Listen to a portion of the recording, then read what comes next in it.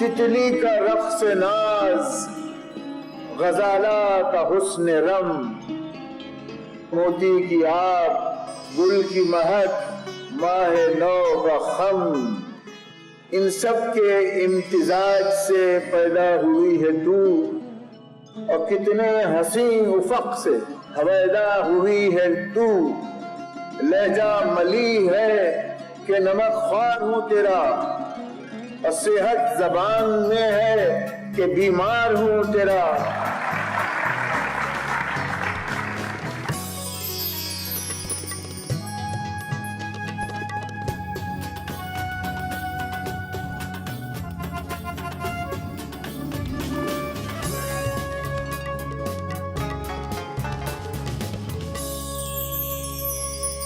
سبات اڑا کر مدینے میں لے چل، جہاں مصطفیٰ ہے مکی اللہ اللہ۔ جس وقت وجہی، غواسی اور ولی دکنی زبان میں لکھ رہے تھے، شمال میں فارسی آمیز شاعری کا بول بالا تھا۔ اسی دور میں ولی کی تازہ اور سہل زبان سے متاثر ہو کر دلی کے سخنوروں نے بھی عام فہم زبان اختیار کی، جسے ریختہ کہا گیا۔ فری ہے نظر دیر سے باغباں کی، آرمینی چینی جاپانی، پی کر تیرا ٹھنڈا پانی، ہو گئے سو جی جان سے تیرے، اور ڈال دیا گنگا پر ڈیرے۔ لوگ بستے گئے، زبان اسی حساب سے ترقی کرتی گئی۔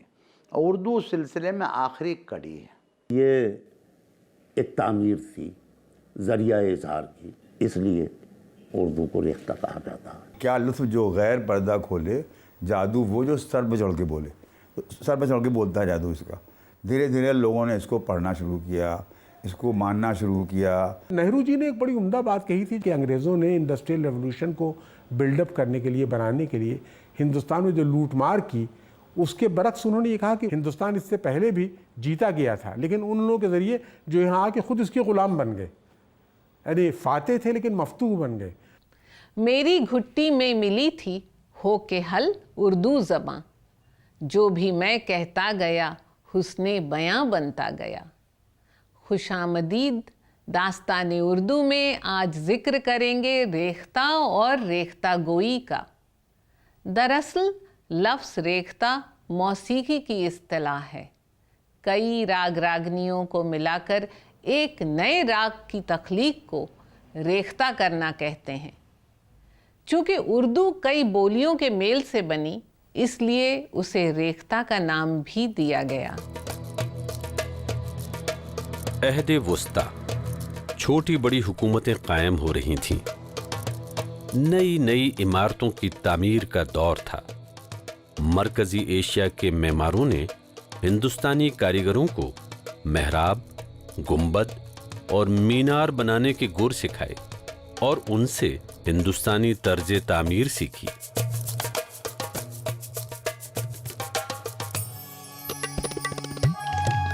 چٹانیں کاٹنے والے مزدور کو سنگ تراش کہا جانے لگا، اور وہ پتھر کی سلوں پر دیوناگری میں اپنے نام کے آگے یہ نیا عہدہ بھی تراشنے لگے۔ انہوں نے سلطانوں کی عالیشان عمارتوں پر وہ نشان نقش کیے جو ان کی ثقافتی وراثت میں شامل تھے۔ کمل کا پھول، توڑن، سواستک اور ہاتھی گھوڑے کے سر کی بدلی ہوئی صورتیں پتھر کا جگر بن گئیں۔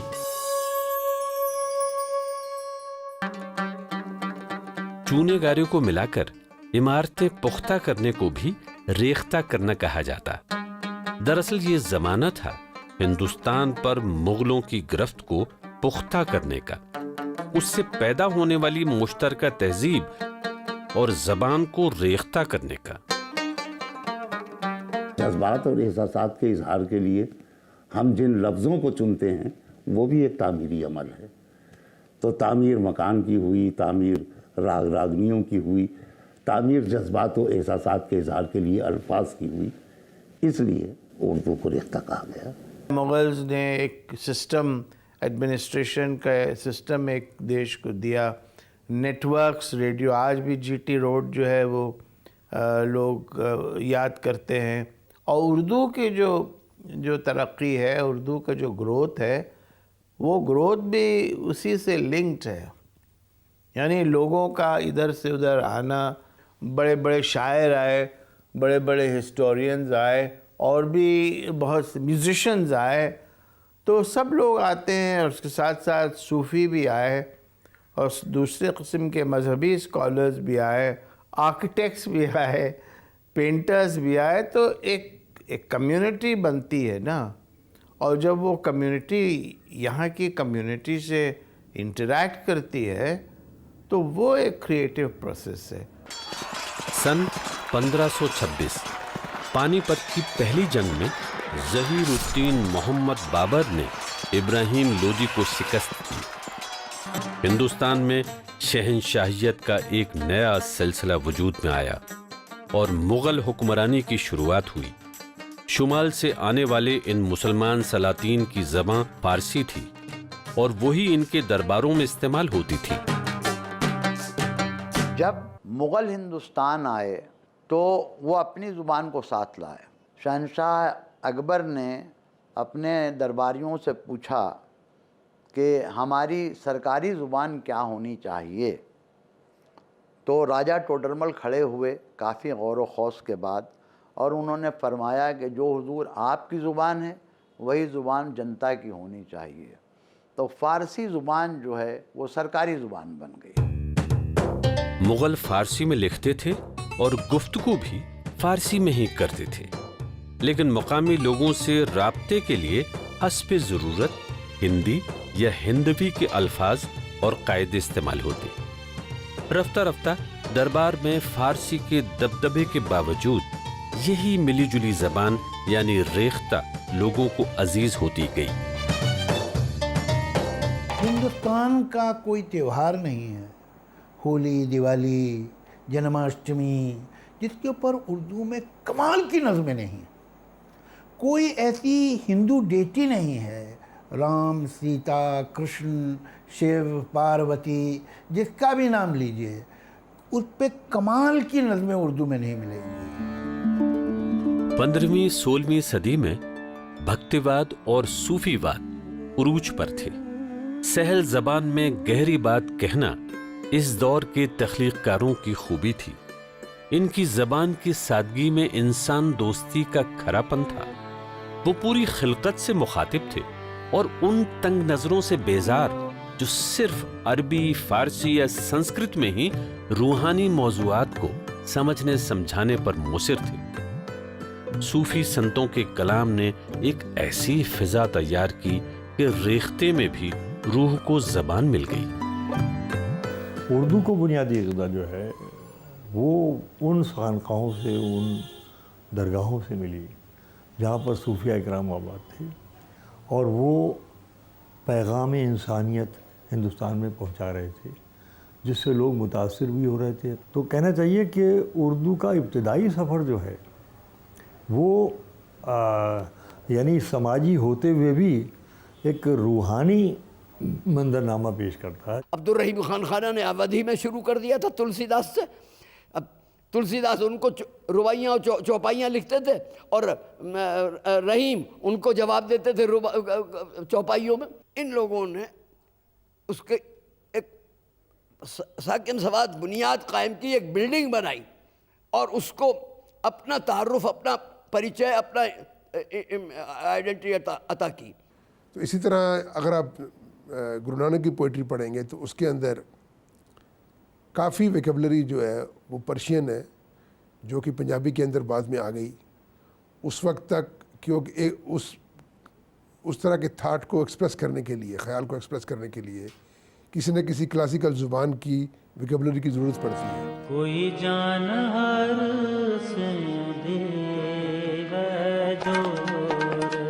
زبان کے سلسلے میں بابا گرو نانک دیو جی نے بہت اہم کردار نبھایا ہے. انہوں نے بہت سارے صوفیوں اور سنتوں کی تحریروں کو یکجا کیا. بابا فرید، کبیر اور نامدیو کی شاعری، گیت اور دوہے ایک جگہ ہوئے تو کثرت میں وحدت کا تصور حقیقت میں تبدیل ہونے لگا. ان کے تیار کیے گئے مجموعے میں بعد میں تمام سکھ گروؤں کی شاعری بھی شامل کی گئی۔ اسی مجموعے کو گرو گوبند سنگھ جی نے سکھوں کی روحانی کتاب گرو گرنتھ صاحب کی شکل دی۔ گرو گرنتھ صاحب کے اندر جو الفاظ ہیں وہ ایک بڑی جو دلچسپ چیز ہے کہ سنسکرت اور پرشین لینگویج کو ملا کے میل سے جو کافی الفاظ پیدا کیے گئے ہیں، جیسے کہ بیانت ہے،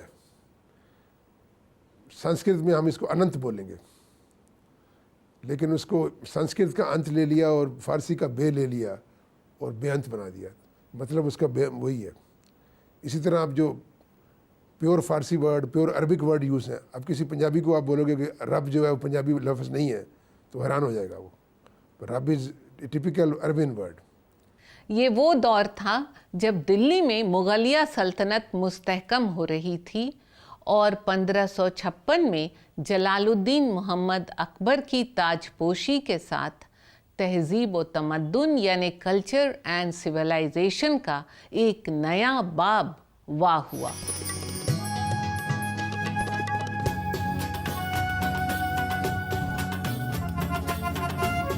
اکبر کی بادشاہت کو مغل سلطنت کا نقطۂ عروج مانا جاتا ہے۔ امن اور خوشحالی کا ماحول، دربار میں نورتن، ادب کی سرپرستی اور ایک نیا دین الہی، جس کی داغ بیل بادشاہ نے ڈالی ضرور، لیکن اسے کسی پر مسلط نہیں کیا۔ بابر نے ہندوستان میں جس سلسلے کی بنیاد رکھی تھی اسے مغل شہنشاہوں کی اگلی پشتوں نے ایک عظیم سلطنت کی شکل دی۔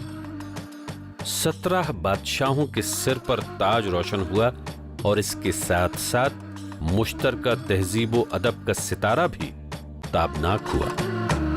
مغلوں کے ساتھ تو ٹریڈیشن بہت زبردست تھی۔ بابر خود بہت بڑا شاعر تھا اور ہمایوں خود بہت پڑھا لکھا تھا، اور اس زمانے میں صرف مغل مرد ہی نہیں، عورتیں بھی بہت پڑھی لکھی ہوتی تھیں۔ ہمایوں کی بہن تھی گلبدر بیگم جس نے ہمایوں نامہ لکھا ہے، اور اکبر کا جہاں تک تعلق ہے اس زمانے میں تو اگر آپ دیکھیں تو اکبر کے زمانے میں تو ایسا لگتا تھا کہ پوری دنیا میں ایک طرح سے ہندوستان کو ایک مرکزی حیثیت حاصل ہوتی چلی جا رہی تھی۔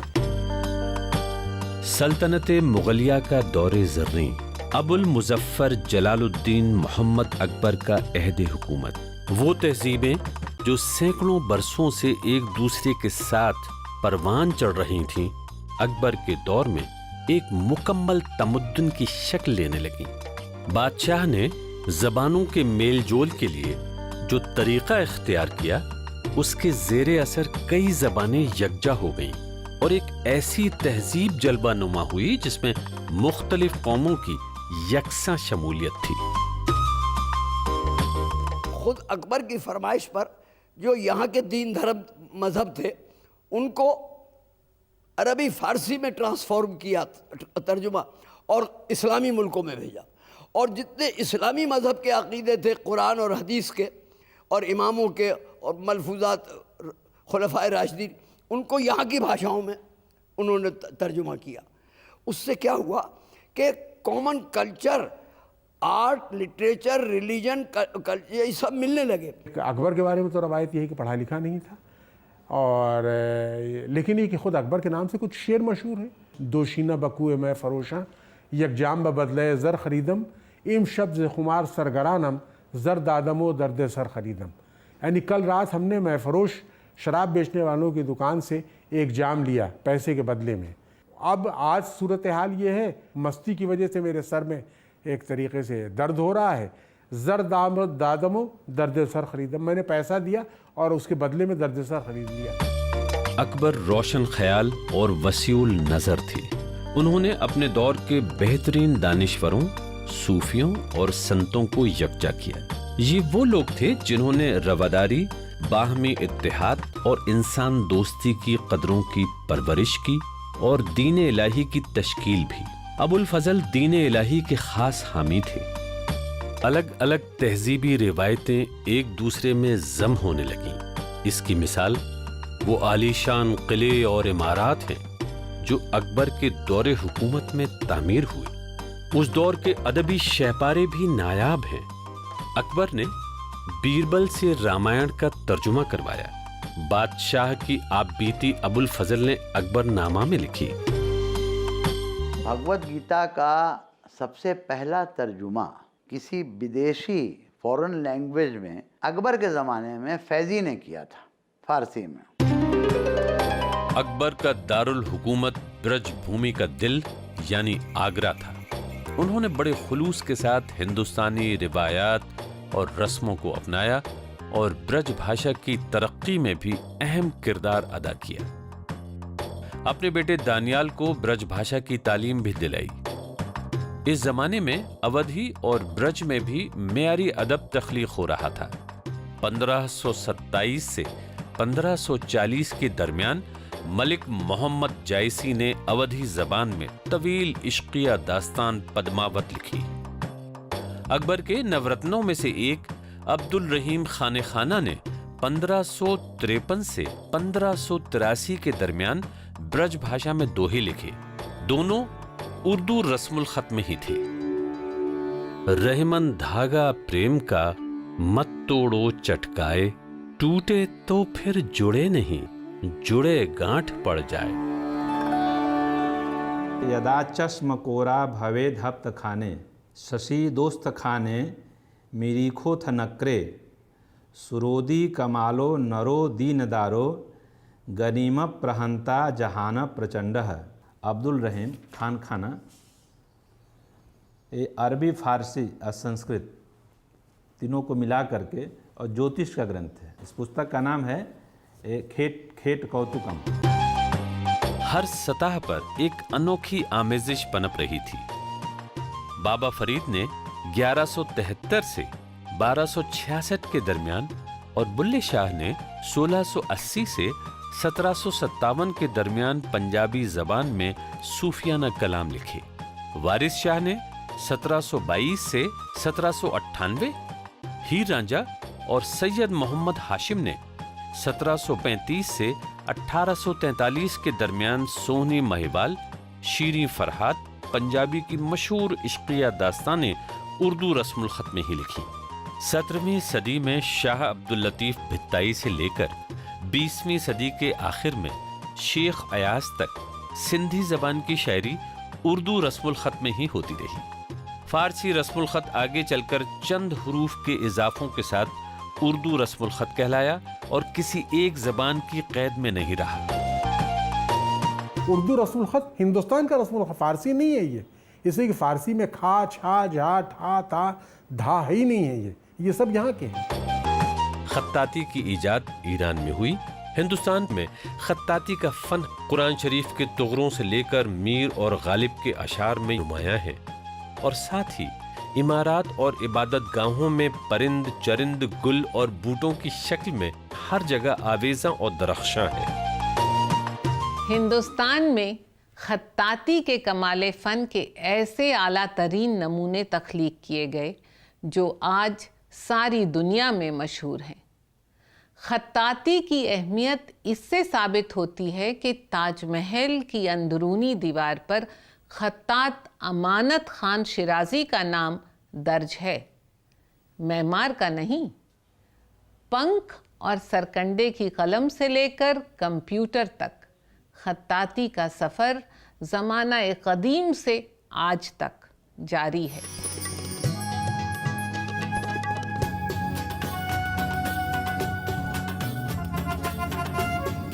17ویں صدی کے آخری سال تھے۔ مغلیہ سلطنت کا سورج پوری آب و تاب کے ساتھ جلوہ افروز تھا۔ اب عظیم آباد سے اکبر آباد تک ریختے کے نئے نئے دبستان قائم ہو رہے تھے، اور دکن میں ہونے والے ادبی تجربے بھی دلی تک پہنچ رہے تھے۔ جہانگیر کا دور آتے آتے ریختہ میں نئے تجربے ہونے لگے تھے۔ افضل پانی پتی نے 12 ماسا کی طرز پر بکٹ کہانی کی تصنیف کی۔ 12 ماسا شمالی ہندوستان کا روایتی لوک گیت ہے، جس میں فراق و وصال کی کیفیت پر بدلتے ہوئے موسموں کے اثرات کی عکاسی ہوتی ہے۔ بکٹ کہانی میں ایک نوجوان لڑکی کا ذکر ہے جو اپنے محبوب کے فراق میں بے چین ہے۔ ہر نیا موسم اس کی تکلیف کو ایک نئی شدت دیتا ہے۔ 18ویں صدی کا ابتدائی دور، نواب صدر الدین محمد خان فائز نے لکھا، لیلا مجنو کا ذکر سرد ہوا، اب ہماری تمہاری باری ہے۔ شاعری کی زبان نئے زمانے سے ہم آہنگ ہو چلی تھی۔ ریختہ کی اہمیت دن بدن مستحکم ہو رہی تھی۔ اس دور کے مقبول ترین شاعر شاہ حاتم نے لکھا، ریختہ کے فن میں ہیں شاگرد حاتم کے بہت، پر توجہ دل کی ہے ہر آن تاباں کی طرف۔ 17ویں صدی کا آخر، عظیم آباد یعنی آج کا پٹنہ۔ بے دل عظیم آبادی ریختہ میں ایسی شاعری کر رہے تھے جو افغانستان اور تاجکستان تک مقبول ہو رہی تھی۔ مت پوچھ دل کی باتیں، وہ دل کہاں ہے ہم میں، اس تخم بے نشاں کا حاصل کہاں ہے ہم میں۔ تقریباً 100 سال بعد مرزا غالب ان کی ریختہ گوئی کے کچھ اس طرح قائل ہوئے، طرز بے دل میں ریختہ کہنا اسد اللہ خان قیامت ہے۔ بے دل تو اتنا انوکھا شاعر ہے کہ بے دل کے امیجنیشن کا، بے دل کے ہاں جو کہنا چاہیے جو انوکھا پن ہے، اور بے دل کے ہاں جو مضامین کا تنوع ہے، ڈائیورسٹی ہے، بے دل کے ہاں جو ابہام ہے، ایمبیگوٹی ہے۔ بے دل سب سے زیادہ جانے جاتے ہیں اپنی ایمبیگوٹی کی وجہ سے، اور بے دل نے خود بھی کہا، ایک قول بھی ان سے منسوب ہے کہ شعر خوب معنی ندارت، اچھے شعر میں معنی نہیں ہوتے، یعنی یہ کہ آپ اس کو پوری طریقے سے سمجھنا بہت مشکل ہوتا ہے۔ اس زمانے میں دلی اور دکن کے درمیان ریختہ کا سفر تیز سے تیز تر ہونے لگا تھا۔ ریختہ کی بڑھتی شہرت کا صحرا دکن کے عظیم شاعر شمس الدین ولی اللہ ولی کے سر بنتا ہے۔ اس دور کے مشہور شاعر شاہ مبارک آبلو نے ولی کی عظمت کو تسلیم کرتے ہوئے کہا، ولی ریختہ بیچ استاد ہے، کہے آبرو کیوں کر اس کا جواب۔ ولی کے لب و لہجے نے نہ صرف ہم عصروں کو بلکہ آنے والے وقت کے شاعروں کو بھی متاثر کیا۔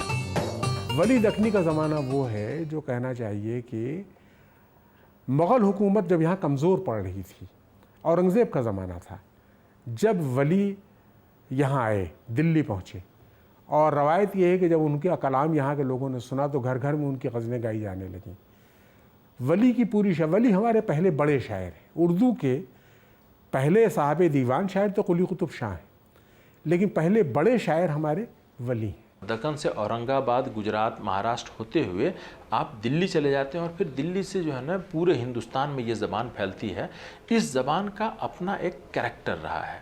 یہ زبان ہمیشہ عام لوگوں کی زبان رہی، عام لوگوں کے درمیان بولی جاتی رہی۔ اس کا جو ادب ہے وہ ادب اس کا عام لوگوں کا ادب رہا۔ اور اردو ادب کی سب سے اچھی بات یہ رہی کہ اس زبان نے سماج سے ہمیشہ اپنا رشتہ جوڑ کے رکھا۔ ولی کی شاعری میں ہندوستانی زندگی ہر رنگ میں موجود ہے۔ انہیں اردو شاعری کا بابا اعظم یوں ہی نہیں کہا جاتا۔ کچھ پڑھیے ولی صاحب۔ کوچائے یار عین کاسی ہے، جوگیے دل وہاں کا باسی ہے۔ ریختہ کی زمین ولی نے ہموار کی، اور اب ریختہ میں مثنوی، مرثیہ، رباعی، قصیدہ، گیت، چوپائی اور کبت سبھی لکھے جانے لگے۔ لیکن ریختہ کی سب سے مقبول صنف غزل ہے، جس میں ہندوستانی تہذیب اپنے دھنک رنگ میں رقصاں نظر آتی ہے۔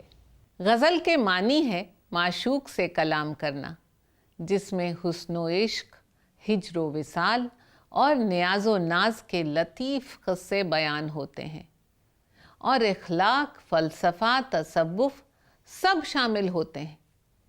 اس کے مضامین میں غم دوراں کا بھی اتنا ہی دخل ہے جتنا کہ غم جانا کا۔ غزل کے ہر شعر میں ایک الگ جہاں آباد ہوتا ہے، اور ہر شعر اپنے آپ میں مکمل بھی ہوتا ہے۔ गज़ल के अशार में काफ़िए, रदीफ़ और बहूर व औज़ान की पाबंदी आमतौर से ज़रूरी समझी जाती है। क्लासिकी शायरी के बाद हर अहद में तकाज़ाए वक्त के साथ गज़ल का लबो लहजा और मज़मून दोनों बदलते गए। दास्तान उर्दू की अगली किस्त में तारुफ होगा उस दौर से जब रेख्ता पर शबाब आया, जब खुदाए सुखन मीर तकी मीर ने कहा, गुफ्तगू रेख्ते में हमसे ना कर, ये हमारी ज़बान है प्यारे। खुदा हाफिज।